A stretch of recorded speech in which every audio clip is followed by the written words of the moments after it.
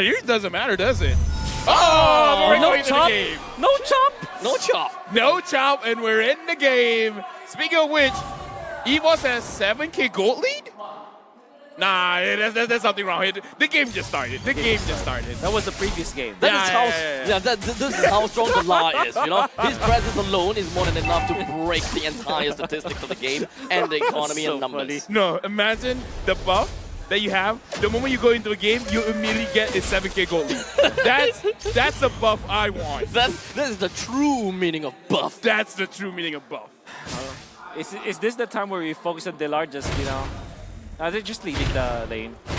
I think this is going to be a really good idea for me to really realize and understand between Boots and Delar, between Joy as well as this Uranus, how is the free lane priority going to be like? Will Joy even want to stick himself out and stick his neck out and try to go for trades on health while trying to bring down the waves? Honestly, it is worth it, but the thing is, Delar just keeps on healing up, especially he's using the crab there to make sure that he keeps the 20 stacks. Yep. And of course, in the meantime, in the middle lane, we do have Keyboy as well as Kyrie jumping onto Dreams. It didn't really quite suffice too much to our kill. Oh, however, Delar gets Kyrie. this is going to be something. Delar is just going to be jumping himself right in the face of Kyrie. The Appraisal's Wrath did manage to connect, but Delar is still going to be A-OK, and we know for a fact that he will regenerate back. But we do have Sans coming in from behind with a feathered airstrike. More than enough. Kyrie still takes the turtle right now. Sans just going to be jumping right in with the decimate that kills Boots. Honestly, that was, I would say, as good as they could do it for EVOS. But again, a very good engage coming in from Keyboy and Taz. Low HP. Is very greedy from the side of Taz, especially since there wasn't much people that could open up the map for Taz and helping them realize that, hey, the orange buff is going to be taken down, or rather the orange buff, someone is going to go over to the orange buff. In the meantime, it does seem like Kyrie did manage to bring the orange buff down. Keyboy and Kyrie is running for their dear life, and Delar takes his very first kill in MSC 2023. One of the longest skirmishes that we've seen, just because of the fact that it was the Uranus, and Kyrie really overstayed there. Was able to successfully get the turtle and the orange buff. That was great. Great place, but Delar was there to punish. What? I mean, something happened, he may die. Yep. I mean, do 1, 2, and a profit. But either ways, right now on the top side, Taz is here. I kind of feel like you can't really take quite a lot of advantage here in the EXP just yet, because even though Boots isn't winning, Boots isn't really losing as well. I think this is a point in time where the ESP is just so equal and 50-50. Even if Delar is winning against Boots, it just takes so little for Boots to come back in this game. You just need one person, hit himself up to the top lane, push Delar away, and they're back to equal. I kind of get what you are coming from, but looks like there's a clash. Keyboy, bouncing ball. In the meantime, suppressed in, and Keyboy is not in a good spot at all. The entirety of EVOS collapses themselves and brings the front line down. I would have said that it was Taz who's suffering. Even when like Delar as well as Fred's having a great time, Taz will be the one suffering. Now he gets 2 kills. He still is a level behind Kyrie, which means that Fredrin will be snowballing out of control when it comes to taking down those neutral objectives. But overall, something has to be done for Taz, not only when it comes to the kills. They need to really make sure that they get probably the 3rd turtle and the 1st Lord. That's how they should be winning this game. Though he may technically be a level behind, or rather a few EXP behind, I'm pretty sure that his itemization is not on the level. But in the meantime, he has Keyboy jumping in. He did manage to connect on the Dream as, but Kyrie for now takes the turtle for his own. Delar gets himself away, and the entirety of EVOS actually went in for business and went out. Yeah, looking at the situation just now, Dreams 0 and 3, but he does not have his ultimate up, because at this point I kind of feel like EVOS, they kind of want to move proactively, but even if Kaja does catch someone, looking at the damage, I kind of feel like if it's just 2% there, including the Kaja, they won't have enough damage. But 4 people here, they might be able to do something. Dreams just got his ult, but the thing is, still doesn't have the flicker. You can see that already. You can see the strength of the Fredrin. Like he's able to really tank up, and whenever he gets the 1st turtle, it's just really a massive boost to the farm and tank ability of a Fredrin. Oh, too early. Just a sliver, runs himself away and pops off with the feather aspect for a little while longer. Kyrie, with the Appraisal's Wrath, he will be able to bring Taz down.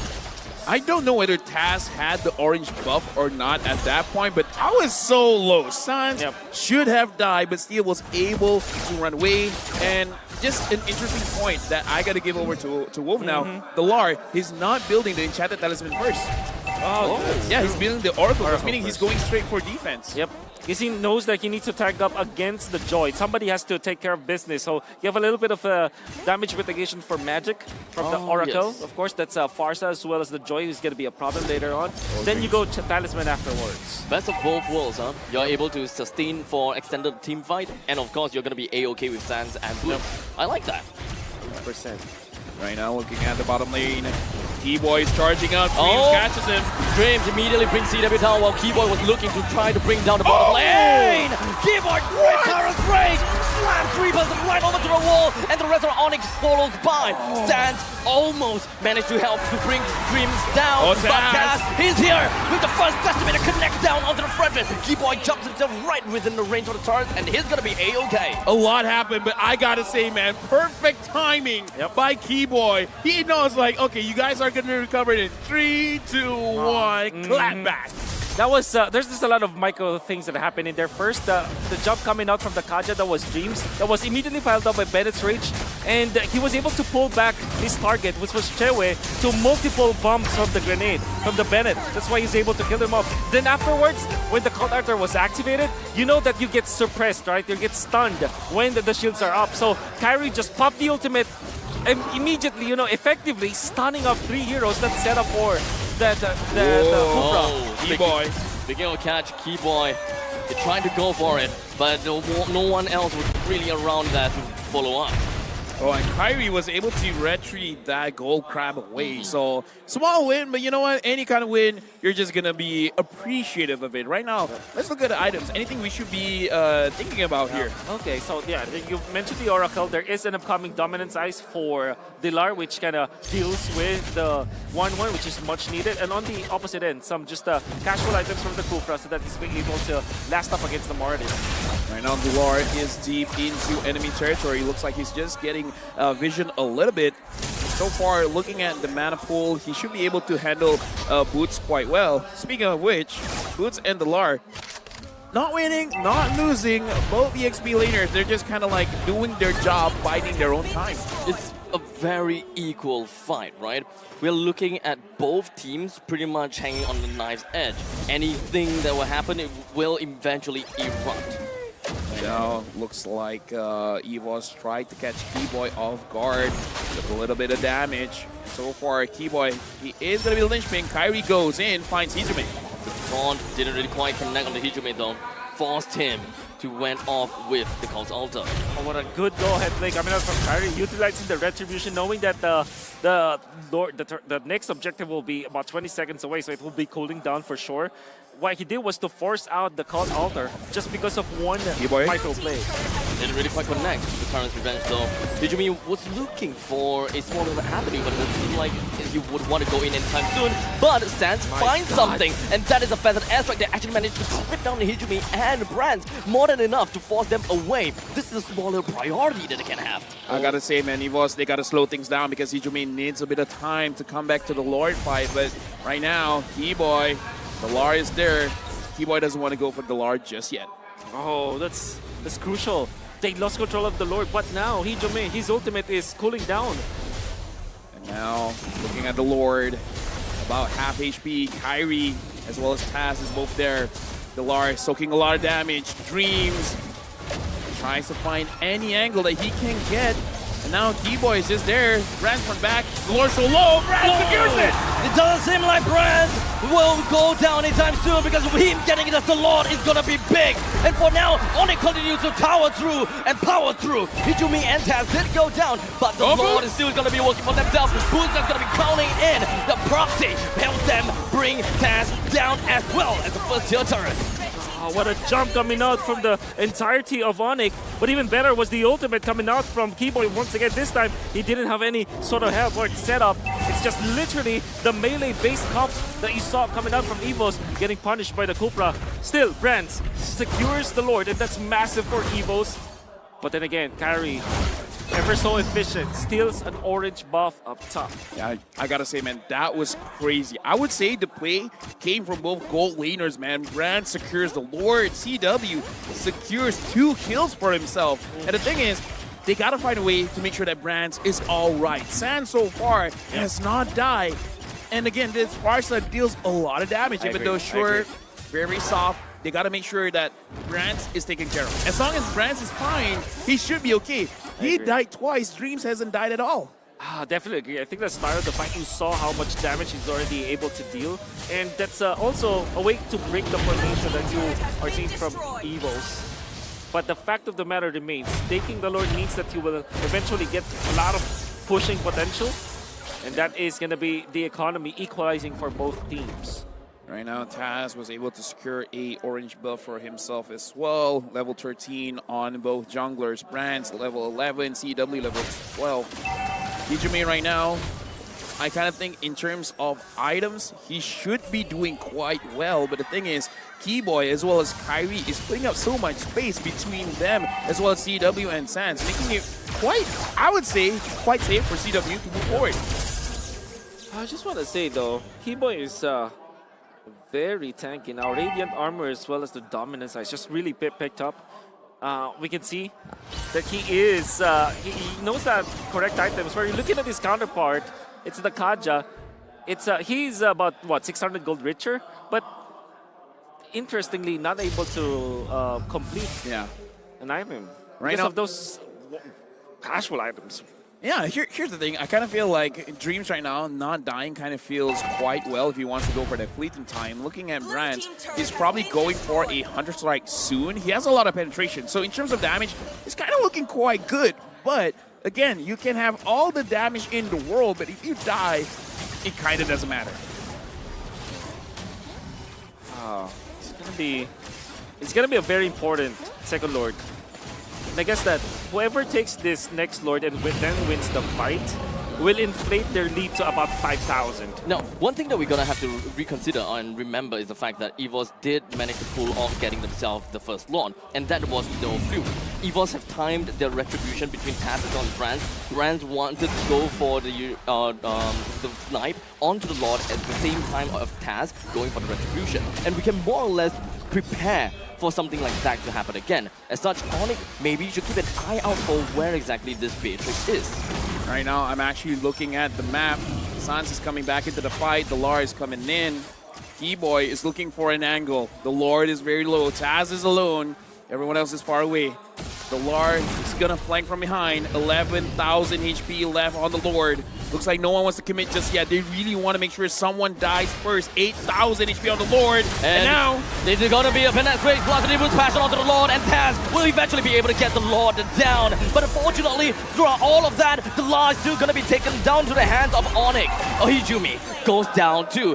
ONIC found value after taking the Lord. Yeah, massive snag coming out from ONIC for sure, especially with the ultimate coming out from Keyboy, stopping the Iron Distracts, already committing the Purify.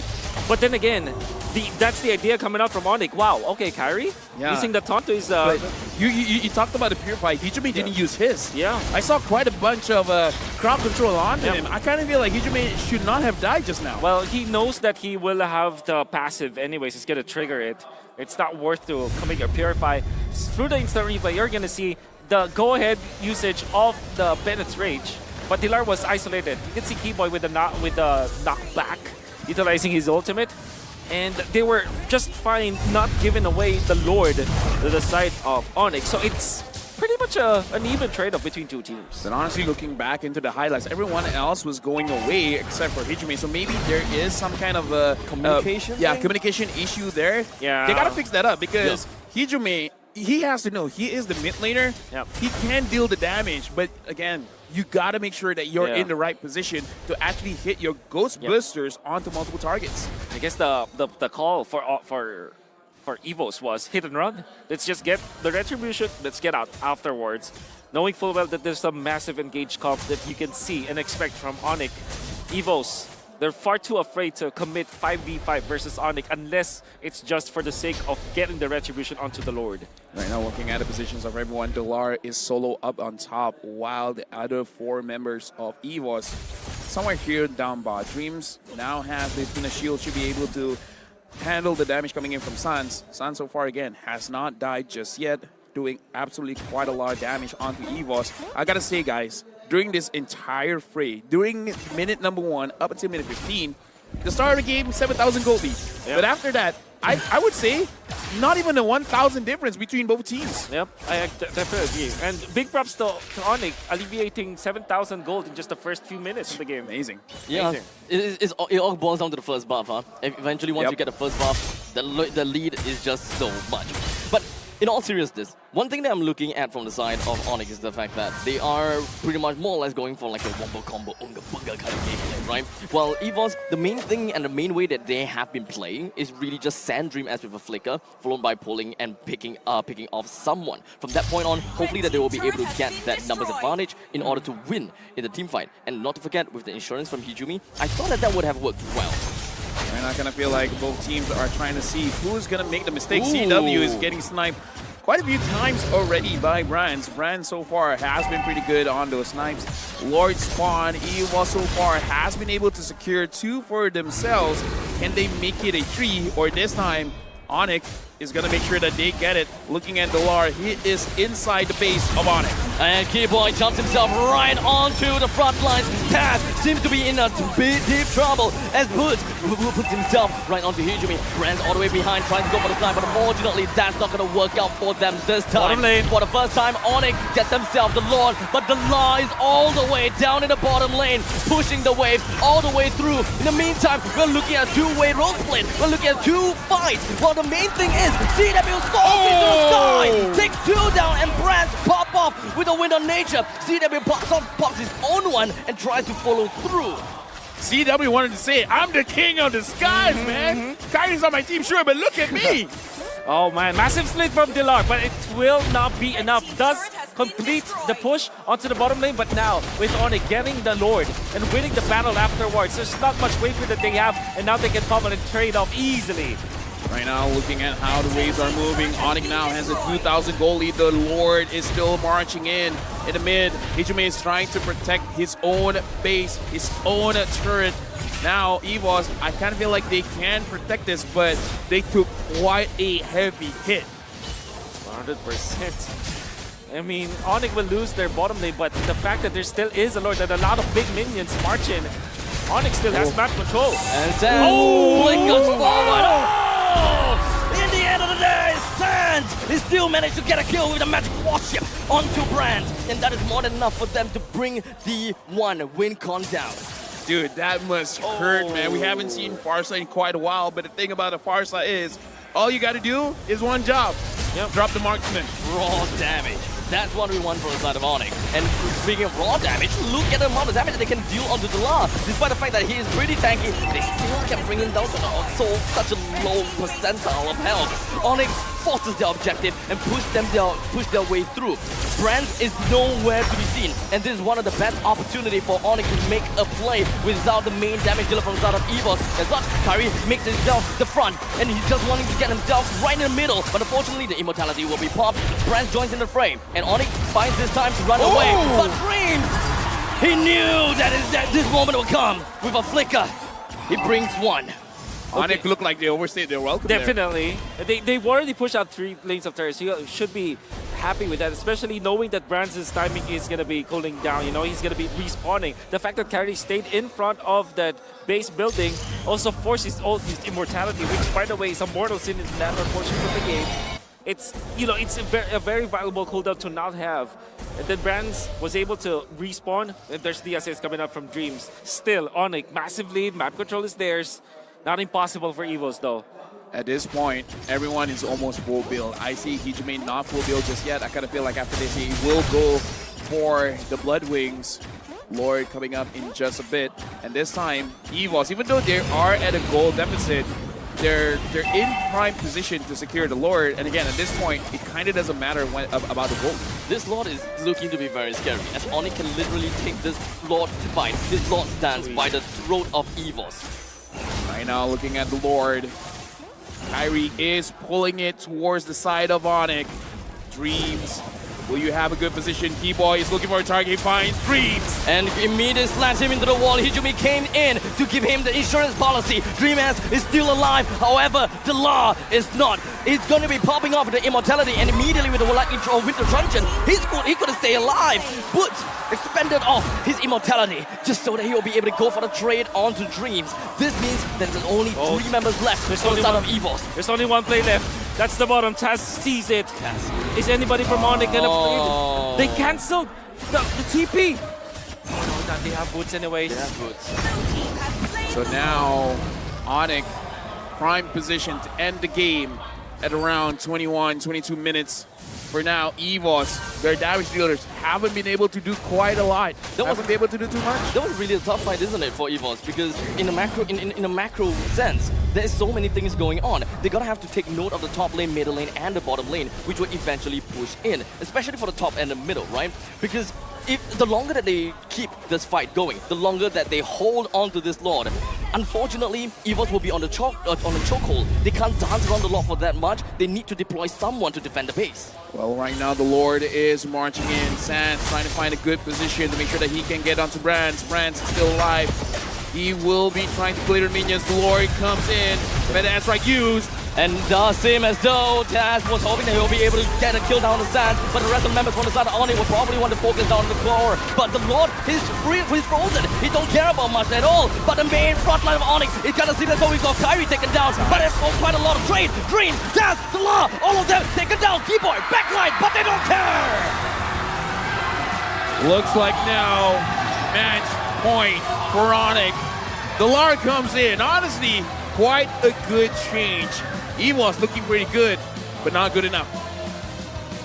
Macro wasn't theirs, unfortunately. During the important Lord team fights, they lost control of the map. Kyrie was able to get it. They were poked down. Dilar wanted to go for that split push play. Was successful in doing so. But in the end, the entirety of his gang wasn't able to secure the Lord. Still, the 1-1 is pretty strong, I would say. And the fact that Boots was making it so impossible for the backliners of EVOS to get into position, that was another problem that they had to solve. I gotta have to say though, I really do commend the fact that EVOS constantly tries to drag onto the game and get themselves more time. Buy more time to eventually find the small little weakness that ONIC has. Because here's the thing, I've always seen EVOS as a very slow team. They will always start off the series in a very slow manner. They would always give their opponent the first point, and eventually they bounce back. So more or less, EVOS is still keeping to their MO.